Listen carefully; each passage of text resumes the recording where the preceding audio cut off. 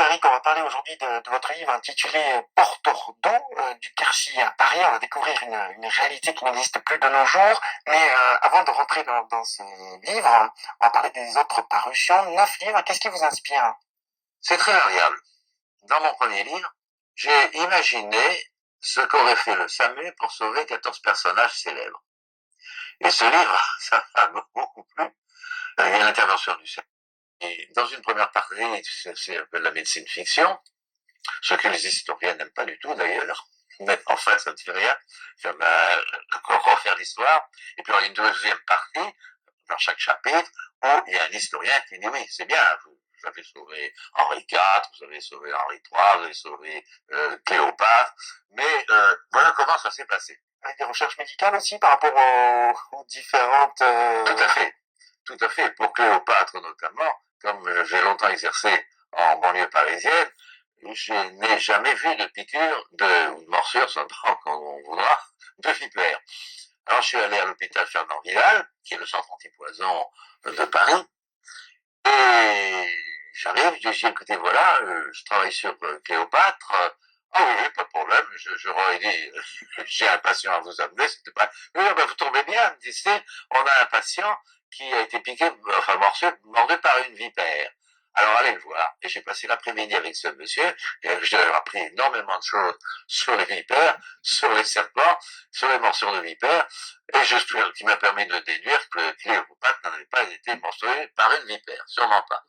Alors là, c'est une fiction que vous avez écrite, et puis vous avez continué à prendre la plume, et puis même parfois, je ne sais pas si le terme va vous convenir ou pas, mais à presque être comme un écrivain public, puisque vous êtes venu aussi avec un second livre qui s'intitule Ornella, où l'enfance retrouvée, qui est l'histoire d'une de vos patientes. Voilà, c'est ça. Ben, vous savez, comme tous les écrivains nourrissent leur écriture, et en partie leur imagination, par des histoires qui se sont passées réellement, mais qui modifient. Hein. C'est un petit peu comme une omelette où on mélange un peu tout.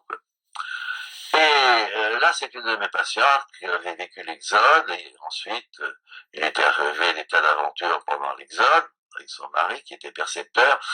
Ils étaient partis à bicyclette de Paris, et j'ai bombardé sur le trajet, notamment à Joigny, etc. Enfin bon, ils avaient pas mal d'aventures, et finalement, cette dame s'était promis d'adopter un enfant. Elle n'avait pas pu avoir d'enfant, ce qu'elle fait plus rare en adoptant une petite fille de Montauban, mais qui était d'origine italienne. Alors, qu'est-ce qui pousse un médecin à prendre la plume et à écrire? C'est un échappatoire, c'est une passion, moi j'aime pas le terme passion parce que on est passionné. Moi je suis un petit peu un touche à tout. Je m'intéresse à beaucoup de choses et la passion c'est souvent un petit peu trop restrictif. Enfin, le médecin, on vit avec tellement de gens, on est tellement en contact, surtout les médecins généralistes, en contact avec la vie courante, que spontanément, on aime écrire. Il y a d'ailleurs un groupe d'écrivains médecins en France qui fait partie de l'Union mondiale des écrivains médecins, on en a dans tous les pays, dont j'ai eu l'honneur d'être président pendant quelques années d'ailleurs, et qui a été fondé par des gens extraordinaires, dont le monsieur Soubiran. André Soubiran, qui avait écrit Les Hommes en blanc, qui était un homme absolument adorable et très simple, très sympathique. Et beaucoup de médecins écrivent. Beaucoup. Alors justement, ça nourrit votre écriture. Peut-être vous avez rencontré beaucoup de personnalités, de gens qui ont des caractères assez marqués, d'autres qui sont plus discrets, certainement. Vous connaissez bien la nature humaine. Est-ce que ça vous a aidé aussi? Absolument, sans conteste. Oui, tout ce que peut faire la nature humaine. Mais je suis plutôt un optimiste. Et je n'aime pas étaler les turpitudes de la nature. Je n'aime pas les romans policiers ou les films policiers parce que je trouve qu'il y a assez de misère dans le monde, ça pas la peine de rajouter. Bon, mais ça c'est un autre point de vue. Tariq, merci d'être avec nous aujourd'hui sur RCF. On va remonter le temps en allant au 19e siècle. On va se rendre dans le Quercy avec ce livre porteur d'eau du Quercy à Paris. Je crois que vous avez fait le chemin inverse. Hein. Vous êtes venu de la région parisienne pour vous réinstaller dans votre région d'origine. Et vous dites dans la préface, il y a beaucoup de mots en occitan. Vous avez tenu à les écrire également et à respecter certaines expressions. Mais en m'excusant, parce que je ne manie pas l'occitan suffisamment pour prétendre être un bon linguiste. Mais j'adore l'occitan en général. J'ai longtemps vécu à Tulle. Et ce qui est très curieux, c'est qu'on disait à l'époque le patois limousin est complètement différent du patois quercinois. Mais c'est la même langue. Alors, ça commence fort. Il y a d'abord une naissance et puis il y a aussi une mort. C'est finalement là que vous avez commencé votre histoire qui n'est pas totalement une fiction puisque ce sont des éléments historiques de vos aïeux. Tout à fait. Que j'ai recueillis par mon grand-père et par mon père, dont on parlait dans la famille souvent. Et puis, je fréquente depuis des années la Bibliothèque nationale, et un jour, pour satisfaire mon ego, j'ai regardé combien j'avais de publications. On est obligé de présenter le livre à la Bibliothèque nationale, bien sûr. Et je vois donc mes livres, tout fier, hein. Voilà, il faut le dire, on est content d'écrire et d'être pris à la Bibliothèque nationale, c'est obligatoire. Et je vois Mémoire d'un porteur d'eau par Joseph Boutary. En plus, je m'appelle José. Alors, qui est Joseph? Ah, tiens, je dis ça, c'est très curieux. Donc, je demande l'ouvrage en consultation, un petit bouquin comme ça. Et ce porteur d'eau était certainement quelqu'un de très intéressant, avec un caractère très marqué. Il avait dicté ses mémoires à un écrivain public, comme on faisait à l'époque. Ils avaient fait éditer, alors lui, assez frais, c'était de l'auto-édition, enfin, même sûrement. Et il avait fallu qu'il ait l'ISBN, l'autorisation de la Bibliothèque nationale. Donc, il y avait eu un bibliothécaire, vraiment intelligent, ils le sont tous d'ailleurs, qui avait dit, tiens, c'est curieux, et qui a gardé le fascicule. Alors aujourd'hui, un porteur d'eau, ça ne nous parle pas. Il faut peut-être décrire cette réalité à l'époque où l'eau courante n'était pas présente dans les maisons. Oui. Alors à Paris, en plus de ça, il y a deux choses intéressantes, mais il y en a une sur laquelle je ne me suis pas étendu. C'est l'adduction d'eau à Paris. C'est une histoire passionnante. Et j'ai fait des conférences sur différents sujets, mais l'approvisionnement d'eau de Paris, c'est passionnant parce que d'abord il y a eu l'aqueduc construit par les Romains, dont il reste quelques vestiges, etc. Donc l'eau de ces aqueducs était plutôt réservée, enfin au roi et aux grands personnages. Les couvents étaient alimentés par les sources de Belleville et de Ménilmontant. Mais il y avait donc des fontaines partout et des gens, des braves gens, qui venaient puiser l'eau à la fontaine dans leur seau et qui les montaient chez les particuliers. Voilà, et à la lecture du livre, on comprend que suivant les moyens financiers des personnes, il y avait ceux qui allaient chercher l'eau eux-mêmes, ceux qui avaient recours donc à des porteurs d'eau, et c'est ce qui fait un petit peu toute l'aventure qui se déroule dans le livre, donc du porteur d'eau du Quercy à Paris. Ça décrit aussi une réalité de l'époque, la difficulté du monde rural, et puis la possibilité d'aller vivre autrement à la ville, loin de sa village natal, de sa terre natale. Et oui, tous ces petits, enfin les Auvergnats en particulier, mais il n'y avait pas que les Auvergnats, il y avait les Limousins pour le bâtiment, il y avait les Savoyards qui étaient des ramoneurs, c'est bien connu, il y avait les Bretons, enfin, tout ce petit monde arrivait à Paris pour gagner un peu d'argent, quand ils étaient trop nombreux que la terre ne pouvait pas nourrir toute la famille, et ils étaient logés en général, pour les Auvergnats, chez une mère qui les logeait et nourrit moyennant une pension modeste. Et alors, les Auvergnats, mais les autres aussi, sûrement, ils faisaient sous par sous, c'est un jour, ils dépensaient rien, et leur seul but, c'était d'économiser un peu d'argent pour acheter un peu de terre au pays et revenir au pays. Et c'est un peu le parcours du héros, Basile, hein, c'est ça le... Alors Basile, c'est son père. Lui, il s'appelle... Lui, c'est Joseph. C'est Joseph. Bah oui, j'ai cité Joseph Boutary. Voilà, Joseph qui tombe plus ou moins amoureux de Jeanne, et qui veut qu'il ait une situation et donc il faut qu'il... Voilà, alors Joseph, il a des difficultés avec le curé de son petit patelin. Alors c'est très curieux parce que ça, je l'ai lu, je ne sais pas ce qui s'est passé, mais il dit, c'est délicieux, je ne parle pas de mon bouquin, je parle je cite Joseph, le vrai porteur d'eau, qui avait imité ses pensées. Il met 2 ou 3 pages où il faut pas être comme le curé de mon pays, parce que le curé de mon pays, il dit, faites ceci, faites cela, mais lui, il ne fait pas ce qu'il dit. C'est délicieux.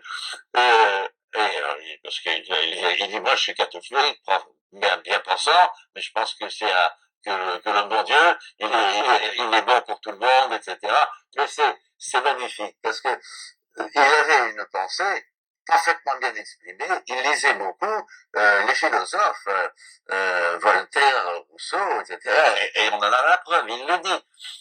Il dit à ses collègues, comment dire, de nos jours, dans les années 1830, les journalistes ne savent plus écrire. Ah, c'était pas comme ça du temps de Rousseau et de Voltaire. Là, ils savaient écrire. Et alors, leur style était limpide comme de l'eau clarifiée. Alors ça, je trouve ça magnifique, l'expression, parce qu'ils vendaient de l'eau clarifiée qui prenait à la fontaine où l'eau était filtrée, ou de l'eau filtrée. Tariq, merci d'être venu aujourd'hui sur RCF. Vous êtes l'auteur du livre intitulé Porteur d'eau du Quercy à Paris. Ça se passe au 19e siècle. On découvre un petit peu la vie à ce moment-là. C'est assez difficile. On pêche ses économies. On économise vraiment sur tout. Et on voit également comment vit la société de l'époque. Oui, mais c'est la société. Moi, ce qui m'intéresse, étant donné mes patients que j'ai eus, ce sont des gens de conditions qui vivent correctement, qu'on appelle maintenant la petite bourgeoisie, mais ça ne veut plus rien dire, et des gens qui travaillent, qui aiment bien leur famille, enfin, qui sont pleins de qualités chrétiennes, je dois le dire, c'est pas parce que je suis toujours en peine de RCF, mais des gens modestes, des gens, la biographie de gens célèbres, ça a été fait et refait, bon, c'est très intéressant, sûrement, c'est pas mon style. Moi, ce que j'aime, c'est ce que j'ai connu, ce que j'ai vécu, c'est-à-dire les gens qui souffrent, qui travaillent, qui ont des plaisirs, qui ont des joies, et puis des malheurs, enfin, la vie courante. Et alors justement, les joies et les malheurs de l'époque, on les voit, hein, puisque donc le père du héros va mourir assez jeune, finalement, en voulant économiser, hein, justement, sur une réparation de la toiture, puisque ce sont des toits de chaume, là aussi, c'est une autre réalité. Oui. Alors c'était d'ailleurs dans ces gars-là le passage des toits de chaume aux toits de tuiles. Les gens avaient des assurances déjà, et les assurances demandaient des primes plus élevées, enfin je ne sais pas peut-être pour petits paysans, pour les gens d'une certaine condition, et les assurances exigeaient une prime plus élevée quand il y avait un toit de chaume. Parce qu'évidemment, le toit de chaume, ça brûlait facilement. Donc, ils ont commencé à construire en tuiles à peu près à la fin du XVIIIe et au début du XIXe siècle, en tuiles canal. Et des toits qui sont très curieux, dans ces gars-là, ce sont des toits de type qu'on trouve dans le sud-ouest. C'est assez curieux parce que on est dans un pays à 900 mètres d'altitude, 800, 900, et il fait quand même pas chaud l'hiver, il pleut quand même un peu plus que dans le sud-ouest. Et ce sont des toits à faible pente, à 4 pentes. Vous savez, au-dessus du pilier, il y a ce qu'on appelle la croupe, qui est comment dire, un petit toit en rabat. Ils ont des croupes très intenses, très importantes, et ce sont des toits très plats, avec des greniers pas utilisables pratiquement. Et d'ailleurs, il se pose la question à un moment dans le livre d'agrandir la maison et au moment où il faudra refaire le toit, peut-être en profiter pour rehausser, pour pouvoir accueillir toute sa famille. Alors, il y a donc la composition de la famille. On voit bien la société aussi de l'époque, hein, le veuvage, la réorganisation un petit peu de la famille, et puis la mort aussi des enfants, la cousine de Joseph qui va partir assez vite. Hein. C'est ça. Et cette petite cousine, d'ailleurs, qui est partie très jeune, alors là, c'est une cousine vraiment directe. cette petite cousine est morte à 6 ans, et lorsqu'elle on est en plein dans les guerres, après les guerres d'Empire, mais quand cette petite fille meurt, c'est la conscription. Et la petite fille meurt, la maman meurt, et mon ancêtre, alors direct, qui était huissier de justice, risque d'être mobilisé. Voilà. Il n'a plus charge de famille. Il n'a plus de famille, il est mobilisé les veufs et les célibataires. Et alors, un ami lui dit, mais il faut que tu te remaries. Et j'ai ma fille qui est beaucoup plus jeune que toi, mais qui cherche qui t'aime depuis longtemps, en silence, etc. Enfin, c'est un peu... Mais c'est vrai, ça c'est vrai. Donc, il avait épousé cette Marie-Jeanne Laborie, qui est ma arrière-arrière-grand-mère. Et lui, il était huissier de justice à Lorès, et il y avait donc qu'on ne voyait pas un proverbe, mais une sorte de dicton qui disait que Dieu nous garde des fiottes et des grêles, que Dieu nous garde du feu et de la grêle, des gabelous de la capelle c'est la capelle Marival, c'est juste à côté, et de la rogne des Moutareux, et de la rogne des Moutareux, parce que il était strict dans son métier. Et donc, sa jeune épouse, mon arrière-grand-mère, avec qui il a eu plusieurs enfants, dont Pierre, mon ancêtre, elle allait faire contre-rôler, ce qui a donné le terme contrôler, les rôles de son mari à la capelle Marival, soit à 20 km de là. Elle partait à la nuit, elle revenait à la nuit, parce qu'elle y allait à pied, évidemment, et pour pas perdre son temps, elle filait sa pénouille en chemin.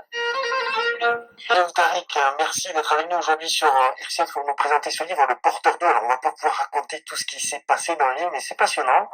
Donc, il y a toute la partie de l'enfance et de la jeunesse dans le quartier, puis le départ vers Paris, et puis toutes ces aventures, et puis les personnalités qu'il va croiser également du monde littéraire en portant de l'eau. Voilà. Et les personnalités littéraires et médicales. Parce que, en plus, dans le quartier, il se trouvait dans le quartier de Saint-Germain-des-Prés, avant l'apercement du boulevard Saint-Germain par Haussmann. Et dans ce quartier vivaient beaucoup d'écrivains et beaucoup de lecteurs en renom, dont Laennec, Majadi, etc. Et donc j'ai beaucoup travaillé sur Laennec aussi. Alors évidemment, j'en ai profité pour citer le bon docteur Laennec. Donc il voit chez les gens, il rentre chez les gens. C'est un peu comme le diable boiteux, vous savez, les casaques, qui rentre dans les... Et c'est ça. Et c'est un peu le cas du généraliste. Le médecin généraliste, il entre dans les foyers, il voit les gens. Malheureusement, la visite à domicile se fait moins maintenant. Moi, j'étais passionné des visites à domicile parce que c'est là où on voit vivre les gens, on est avec eux, on lit des liens d'amitié, c'est très important. Qu'est-ce que vous retenez finalement de cet ancêtre? Vous l'avez redécouvert en écrivant ce livre? Vous avez découvert aussi d'autres aspects de la vie de votre famille? Oui, parce que mon père a fait une généalogie, mais qui s'arrêtait à 1812. C'était un grand-père qui s'appelait Pierre Bouteille. Et dans ses notes, il me disait, c'est le dernier que je connais. Et je regarde, mon père est décédé, évidemment, bien sûr, maintenant. Et je regarde, je peux dire, oui, mais moi, je suis remonté à l'huissier, donc, qui était le père de ce Pierre Bouteille. Et là, j'ai trouvé les enclos jusqu'au début du XVIIIe siècle. Malheureusement, là, il me manque un livre, parce que je suis allé beaucoup aux archives à Cahors, qui sont comme partout, les archives, elles sont magnifiquement tenues, et il manque un registre paroissial. Et là, je suis coincé, je ne peux plus remonter. Votre livre s'intitule Porteur d'eau du Quercy à Paris, aux éditions Enfortas. On le trouve dans toutes ces bonnes librairies.